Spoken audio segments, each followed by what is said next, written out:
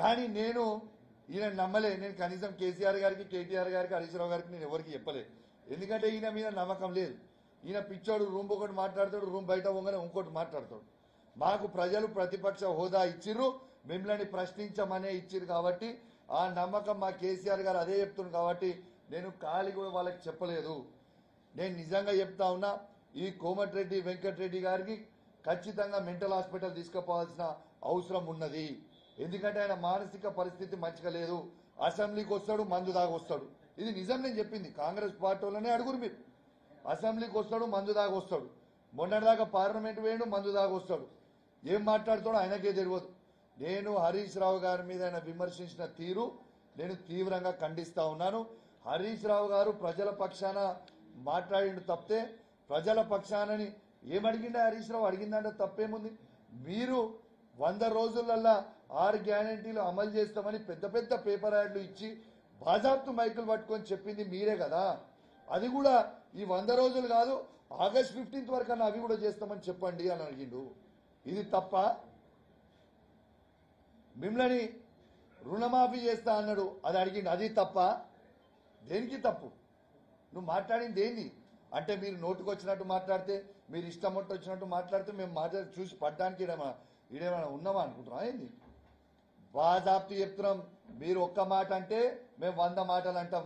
బిడ్డ మీ నోరు జాగ్రత్త, మీ నోరు జాగ్రత్త దగ్గర పెట్టుకొని మాట్లాడు. మీరు అధికారంలో ఉన్నారు, బాధ్యత కలగా మాట్లాడండి. నోటికి వచ్చినట్టు మీరు మాట్లాడితే, మీరు ఒక్క మాట అంటే మేము 100 మాటలు అంటాం. తస్మాత్ జాగ్రత్త. మీకు ఎవ్వడు, నీకు భయపడేటోడు, రేవంత్ రెడ్డికి భయపడేటోడు ఈడ బీఆర్ఎస్ పార్టీలో ఎవ్వడు లేడని చెప్పి కూడా మీ అందరు కూడా తెలియజేస్తా ఉన్నాను. ఈడ ఉన్నది కేసీఆర్ సైనికులం బిడ్డ. తస్మాత్ జాగ్రత్తగా ఉండరు బిడ్డ. తాట తీస్తాం. మీరు అనుకుంటున్నారు ఏదో అని, మీ తాట తీస్తాం. ప్రజలు రెడీగా ఉన్నారు. ఈ పార్లమెంట్ ఎలక్షన్లలో మీ తాట తీయడానికి రెడీగా ఉన్నారు ప్రజలు అని చెప్పి సందర్భంగా మీ అందరు కూడా తెలియజేస్తా ఉన్నాను. దీంతో పాటు హరీష్ రావుని చూసి పనితనం నేర్చుకోవా? హరీష్ రావుని చూసి కుళ్ళుకోకు. హరీష్ రావు ఎట్లా పనిచేస్తున్నావు చూడు. హరీష్ రావుని నువ్వేదో టీఆర్ఎస్ బీఆర్ఎస్ పార్టీ పనుల్లాగా పనిచేస్తున్నావు అన్నాడు. నువ్వేమైనా కాంగ్రెస్ పార్టీ ఓనర్ వానే?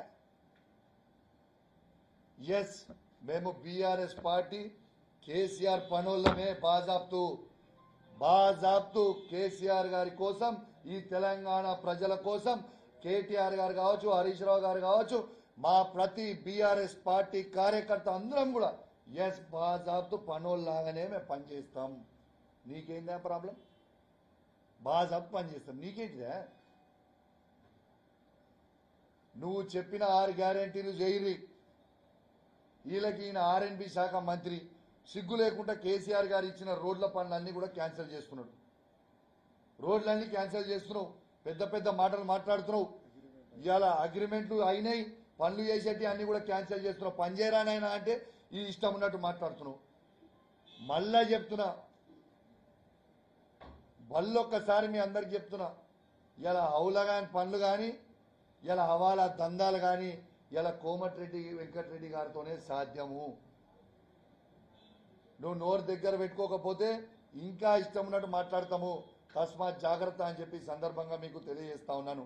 వాస్తవంగా చెప్పాలంటే ఒక చదువుకున్న వ్యక్తిగా నాకు ఇట్లా మాట్లాడడం ఇష్టం లేదు, కానీ తప్పుతలేదు. వాళ్ళు నోటికి వచ్చినట్టు మాట్లాడుతున్నారు, ఇష్టం ఉన్నట్టు వచ్చినట్టు మాట్లాడుతున్నప్పుడు మేము మాట్లాడకపోతే ఎట్లండి?